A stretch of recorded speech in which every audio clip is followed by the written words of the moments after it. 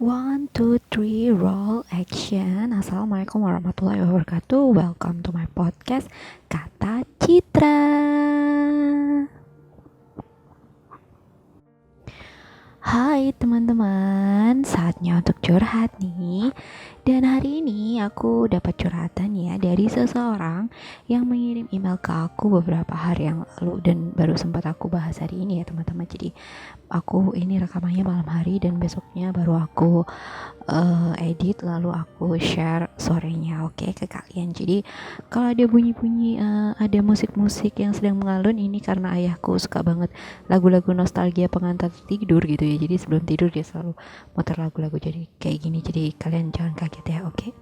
Aku jelasin dulu, mungkin karena ada noise suara lagu-lagu zaman dulu ayahku. Kita balik lagi.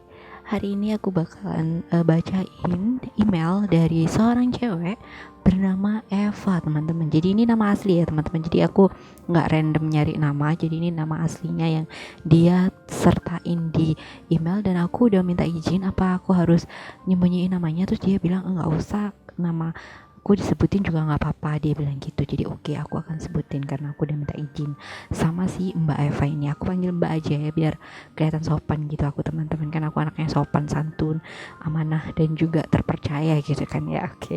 Dan Mbak Eva ini teman-teman ya menceritakan tentang sesuatu hal yang dia alami akhir-akhir ini, dan dia ini di tahap butuh seseorang untuk mendengarkan dia gitu ya teman-teman, dan juga butuh seseorang untuk tempat curhat dia gitu. Dan mungkin dia memutuskan untuk mengirim email ke aku karena mungkin dia salah satu subscriber aku juga, dia juga mendengarkan podcast aku. Mungkin dia akhirnya tertarik, wah kayaknya aku bisa nih curhat sama si mbak-mbak suka ngomel satu ini gitu. Mungkin dia mikirnya gitu, dan akhirnya dia kirim email ke aku dan menceritakan tentang semua masalah yang sedang dia hadapi gitu. Mungkin dia juga mau aku membahas bagaimana pendapat aku tentang masalah dia dari sudut pandang aku. Mungkin juga seperti itu ya teman-teman. Dan sebelum aku melanjutkan ke ceritanya si Mbak Eva ya teman-teman, buat kalian ya yang baru pertama kali dengar podcast aku, welcome, selamat datang. Dan kalau buat kalian juga yang bingung nih ya, ini podcast isinya apaan ya, ini podcast apa sih kayak gitu, ngaruh nggak ya, maksudnya guna nggak ya aku dengerin kayak gitu-gitu. Aku bakal jelasin sedikit gitu ya teman-teman. Jadi podcast aku ini namanya Kata Citra. Jadi kata aku namanya Citra. Jadi terserah aku mau ngomong apa aja. Jadi ada masalah aku bahas dari sisi aku, dari sudut pandang aku gitu. Di setiap minggunya aku bakal hadir teman-teman. Jadi hari Senin aku ada playlist lagu buat kalian, buat mengawali hari kalian di minggu kalian itu. Jadi awal minggu kan ya hari Senin, jadi biar kalian tetap up moodnya gitu. Jadi aku punya playlist pilihan lagu-lagu yang aku dengerin, jadi aku akan share ke kalian di hari Senin. Dan di hari Rabunya aku punya podcast curhat nih yang kayak seperti ini, yang sekarang ini berisi tentang semua masalah yang ada di muka bumi ini, dan aku bakal ulas, bakal aku bahas, bakal aku ceritain dari sisi aku gitu teman-teman.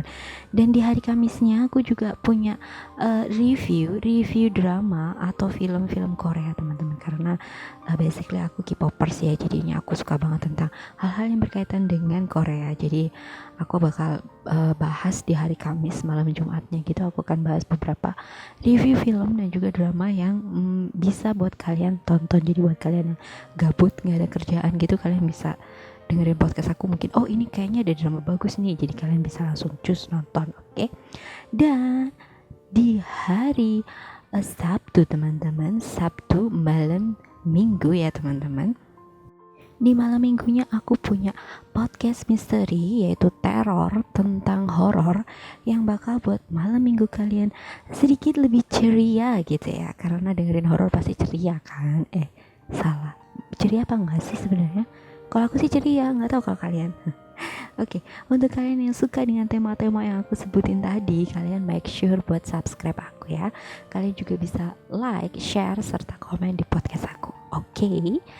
Dan baiklah teman-teman, sekarang tiba saatnya untuk aku membacakan cerita dari Mbak Eva ini. Teman-teman, mari kita mulai ceritanya.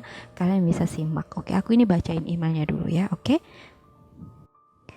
Hai Citra, ini Eva. Halo Mbak, ini Citra. Aku seorang wirausaha dan berumur 40 tahun. Oke, berarti bener dong aku manggil dia Mbak. Karena dia lebih tua dari aku. Oke, berarti aku bener. Oke, Mbak Eva, kita back to ceritanya ya. Aku akan bacain seluruh emailnya dulu. Jadi, hai Citra, ini Eva. Aku seorang wirausaha dan berumur 40 tahun.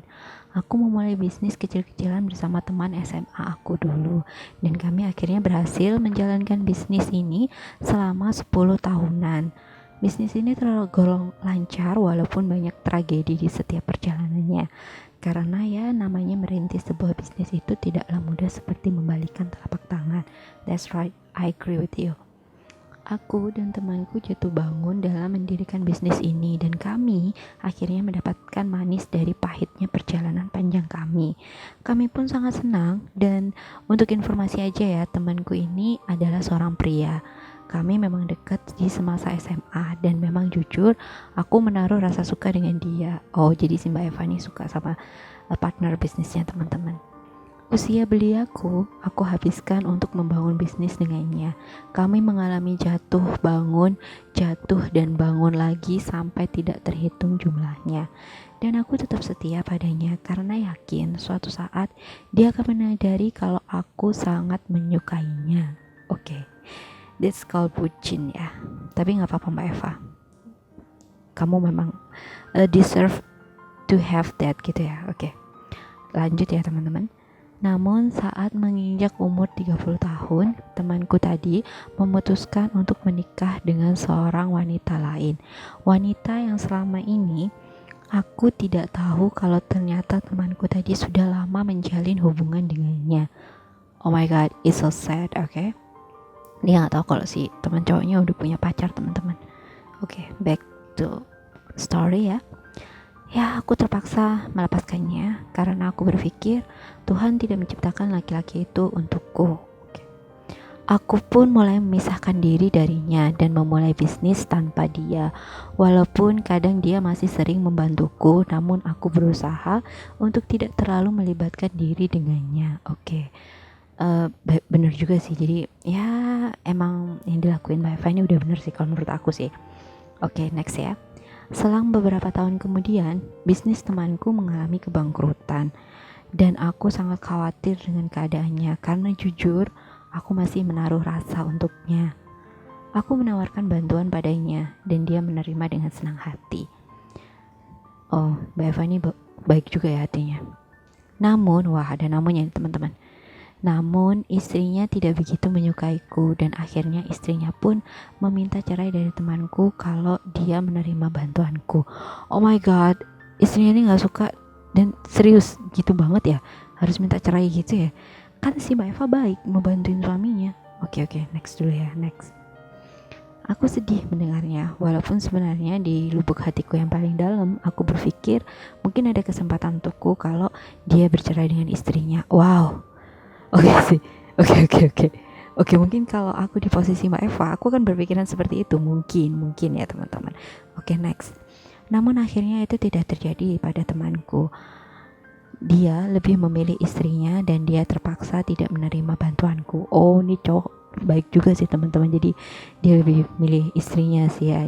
Ya emang ya agak susah sih, jadi kayak dia harus milih bisnis apa milih istrinya gitu ya. Jadi kayak milih ayah apa milih ibu gitu ya. Kalau dia nggak mempertahankan bisnis, dia nggak dapat pendapatan buat ngidupin istrinya gitu ya.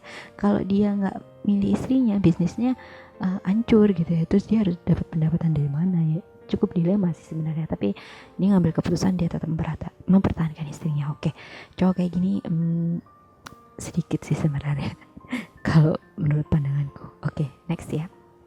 Dia tidak menerima bantuanku tadi kan ya, dan aku bersedih lagi.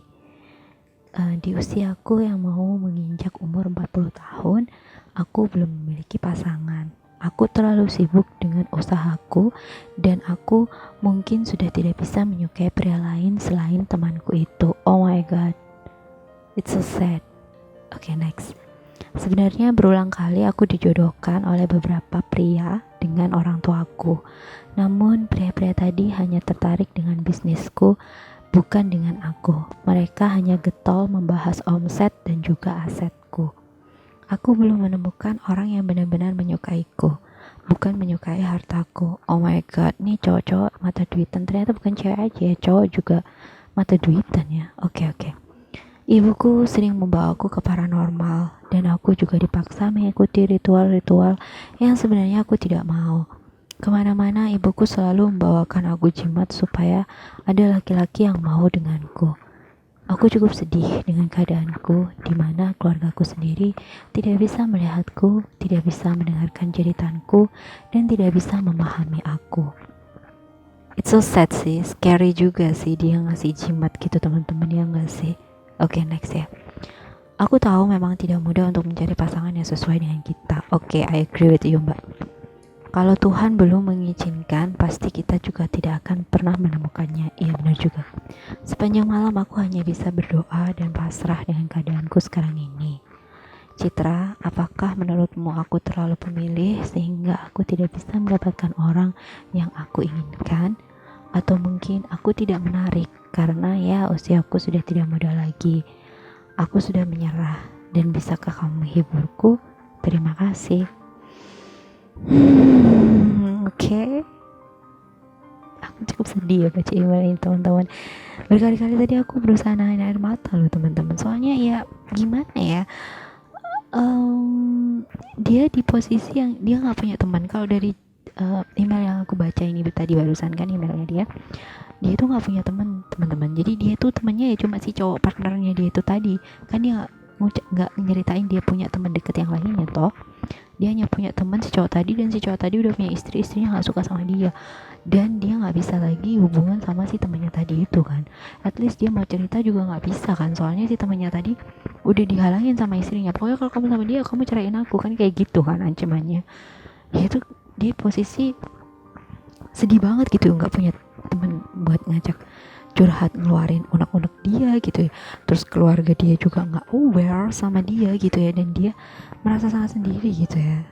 Dan menurut aku sih ya, Mbak Eva, kamu udah melakukan yang terbaik, you did well gitu ya, you did well what you do gitu ya. Kamu udah melakukan yang terbaik yang kamu bisa gitu ya.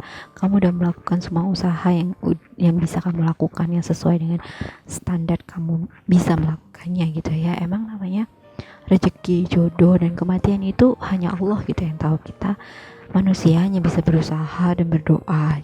Dan gimana lagi aku mau ngomong juga susah gitu ya Mbak, ini terlalu complicated gitu ya. Udah nggak punya temen, udah keluarganya kayak gitu ya. Aku tahu sih memang kalau udah kayak gini nih masalahnya sensitif banget gitu loh teman-teman ya kan. Mungkin saranku sih buat Maeva sekarang, perbanyak doa gitu ya, ikhtiar gitu ya, dan juga berusaha memperbaiki diri sendiri. Mungkin dengan begitu Allah akan terketuk dan segera mempertemukan Mbak dengan jodohnya gitu. Karena setiap manusia emang berbeda menghadapi setiap masalahnya gitu. Mungkin aku bisa bilang seperti ini sangat mudah gitu ya, karena aku nggak ada di posisi Mbak Eva gitu, tapi at least aku bisa memahami gimana rasa sakitnya saat semua orang itu nggak aware sama keadaan kita gitu. Jadi mereka nggak perhatian sama kita, dan kita dianggap sebagai epidemi yang mematikan sehingga harus dimusnahkan gitu kan. Itu kejam banget sih kalau menurut aku. Itu nggak berkeprimanusiaan gitu ya menurut aku. Karena masyarakat di sini nih ya, ini menurut aku sih ya, nggak tahu kalau menurut kalian, masyarakat di sini tuh masih belum banyak yang bisa open mind gitu ya. Jadi mereka tuh masih beranggapan kalau cewek belum menikah di usia matang itu merupakan sebuah kutukan gitu. Dan sebenarnya aku sih juga mengalami gitu ya, tapi alhamdulillah keluargaku itu nggak seperti keluarga Mbak Eva tadi yang harus bawa ke dukun paranormal gitu ya, terus bawa kemana-mana gitu. Enggak yang kayak gitu, bawa ke Cenayang gitu, enggak.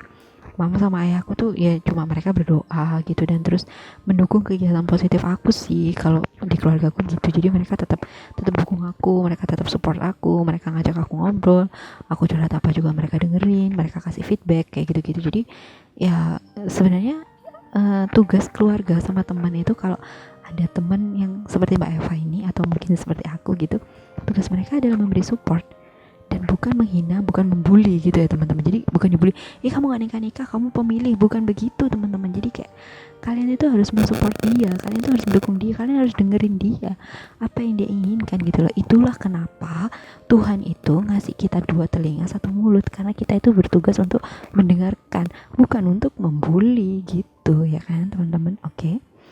Dan sebenarnya kalau aku pikir sih, maksud orang tua itu baik gitu ya. Mana ada sih orang tua yang nggak baik sama anaknya gitu kan?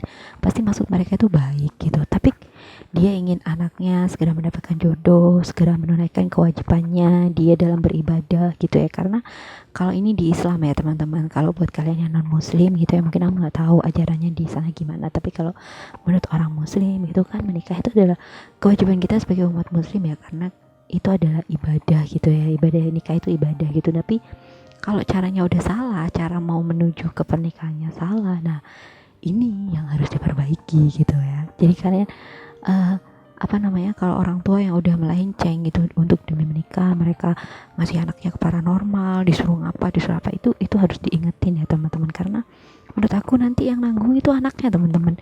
Orang tuanya itu udah nggak nanggung lagi setelah anaknya itu menikah gitu ya. Jadi menikah itu bukan perihal yang sembarangan gitu ya. Jadi menikah itu harus dipikirin dengan matang-matang, harus dengan pemikiran yang sangat matang dan tepat gitu. Karena kalau enggak, kalian salah langkah, itu susah mau perbaikinya gitu loh teman-teman. Karena ini menurut aku sih, nggak tahu kalau menurut kalian ya. Kalau setelah menikah itu kan ya, anak itu kan bukan tanggung jawab orang tua lagi gitu teman-teman. Jadi kalau bagi kalian yang cewek, jadi tanggung jawabnya itu suami kalian gitu teman-teman. Jadi bukan ayah sama ibu kalian kalau kalian yang cewek gitu. Kalau bagi kalian yang cowok, kalian itu menanggung istri kalian gitu, menanggung si cewek istri kalian tadi. Dan kalian bertanggung jawab juga sama kedua orang tua si cewek tadi dan juga sama Allah teman-teman. Kalau itu bagi yang cowok gitu. Jadi itulah kenapa menikah itu tidak boleh sembarangan, tidak boleh cepet-cepet ngambil keputusan, cepet-cepet nikah karena udah diduluin sama temannya. Aku nggak mau, aku harus duluan nikah dulu. Emang nikah itu estafet gitu ya, main cepet-cepetan gitu kan? Enggak kan? Terus buru-buru nikah karena panas omongan tetangga. Terus kalau ada masalah di rumah tangga kalian, emang tetangga kalian bakal bisa nyelesain? Tetangga kalian bakal aware sama kalian? Gak ada, yang ada malah gosipin kalian gitu. Jadi nggak usah stupid thing gitu ya. Itu menurutku salah satu alasan yang nggak masuk di akal gitu ya, dan itulah yang terjadi di masyarakat kita ini. Jadi buru-buru nikah supaya kalau pacaran nggak haram gitu, biar bisa enak-enakan gitu. Emang kalian pikir setelah married masalah kalian selesai gitu? Enggak guys, itu adalah pemikiran yang salah ya. Setelah married itu ya, pintu masalah baru akan terbuka teman-teman. Jadi kalau kalian married itu, sebelum married kan kalian ada di ruangan yang udah itu doang kan ya, keluarga kalian, teman-teman kalian, tempat kerja kalian, terus tempat hangout kalian. Nanti kalau kalian udah menikah, kalian buka pintu baru lagi. Nah itu nggak tahu yang kalian masuki, entah itu hutan, entah itu lautan, entah itu taman, entah itu jalan gelap nggak ada lampu, ya kan nggak tahu. Namanya kan surprise gitu kan ya, kalau namanya menikah itu kan. Dan kalian harus dengan orang itu selamanya gitu. Jadi menurut aku kalian pikir 2 kali lah, think twice lah kalau kalian mau ngambil keputusan gitu. Bukan hanya gara-gara alasan yang aku sebutin tadi terus kalian akhirnya married gitu ya, karena alasan yang stupid thing tadi, karena omongan tetangga gitu. Emangnya kalau nanti kalian udah married, si tetangga tadi ada masalah apa-apa, emang dia tanggung jawab gitu ke masalah kalian? Kan enggak toh. Yang ada mereka malah gosipin kalian ya kan gitu. Dan dengan Mbak Eva juga, Mbak Eva sebaiknya lebih calm down lagi, lebih tenang gitu ya. Jadi think twice lagi lah kalau mau melakukan apa-apa, berdoa kayak gitu-gitu. Saranku sih buat kalian, buat Mbak Eva, buat kalian semuanya sih ya, kalian menikahlah jika memang udah mantep gitu ya, emang udah siap, jiwa raga kalian tuh udah siap gitu, pasangan juga udah ready gitu ya, pasangan udah ada, udah ready, pasangannya juga siap mentalnya, siap semuanya gitu. Jadi nggak apa-apa kalau udah siap kayak gitu, udah ready, jiwa kalian siap, pikiran kalian udah mateng, udah mantap, terus uangnya juga udah siap gitu ya teman-teman. Soalnya biaya agak banyak ya, tapi karena mungkin sekarang masih ada corona, kalau kalian nikah sekarang mungkin biayanya dikit, nggak banyak-banyak, soalnya nggak ada pesta, soalnya nggak boleh ada pesta kan ya. Dan apa namanya, buat teman-teman jangan buru-buru deh yang ambil keputusan menikah ya, pelan-pelan harus dipikirin matang-matang, bicara dulu sama keluarga. Kalau perlu kalian sholat istikharah, minta petunjuk sama Allah, apa bener orang ini buat kalian, apa bener kalian udah mantep, itu kalian lebih baik minta petunjuk sama Allah, bukan minta petunjuk sama cenayang ya teman-teman. Oke. Dan buat Mbak Eva, I trust you, you deserve to better. Oke. You deserve to be better, maksudku, sorry. Buat Mbak Eva kayak gitu, aku percaya kamu bisa mendapatkan yang terbaik. I know that God sent you a better man someday gitu. Jadi aku percaya kalau Tuhan pasti akan mengirimkan seseorang nanti yang buat kamu itu yang terbaik gitu. Mungkin memang waktunya nggak sekarang, tapi pasti nanti akan tepat pada waktunya gitu. Mungkin menurut orang lain itu sudah telat, tapi buat Allah nggak ada sesuatu yang terlambat gitu. Oke, keep praying and keep trying to be better ya Mbak ya, karena aku yakin Allah pasti nggak akan ngasih ujian di luar batas manusia. Ini mungkin ujian buat Mbak Eva untuk bisa naik satu level lagi, jadi baik lagi. Dan semoga Mbak Eva juga bisa tetap semangat menjalankan bisnisnya, tetap sehat gitu ya, terus senantiasa berada di dalam lindungannya gitu. Kalau butuh teman untuk keluarin unek-unek mungkin ke aku bisa chat lewat email atau DM di IG aku di @citrakim1989 gitu ya. Jadi bisa IG aku, nanti kita DM-an, Mbak mau cerita apa nanti aku dengerin deh. Nanti aku bagiin nomor WhatsApp deh kalau mau gitu ya. Kita ketemuan kopi darat nggak apa-apa gitu. Dan terima kasih juga buat yang udah dengerin podcast aku sampai habis ini. Buat kalian mungkin yang sekarang lagi mikir-mikir mau nikah gitu ya, itu kalian pikirin lebih matang lagi teman-teman. Kalian minta petunjuk sama Allah, berdoa, sholat istikharah, terus curhat sama orang tua, berembuk sekeluarga gitu ya. Jadi jangan dipikirin sendiri ya. Terus kalian juga harus bisa lebih lebih berpikir ke depan lagi gitu. Jadi bukan hanya berpikir saat ini doang, di sini doang gitu, enggak. Jadi kedepannya nanti kalian harus gimana gitu. Oke. Dan thank you for listening teman-teman. Don't forget to subscribe, like, share, and comment ya. Dan buat Mbak Eva, tetap semangat ya, apapun yang kamu lakukan, do it better ya Mbak. Keep spirit dan jangan menyerah. Jadilah pribadi yang kuat dan hebat. Oke, see you on my next podcast. Don't forget subscribe, like, share, and comment. Oke, bye bye. Wassalamualaikum warahmatullahi wabarakatuh.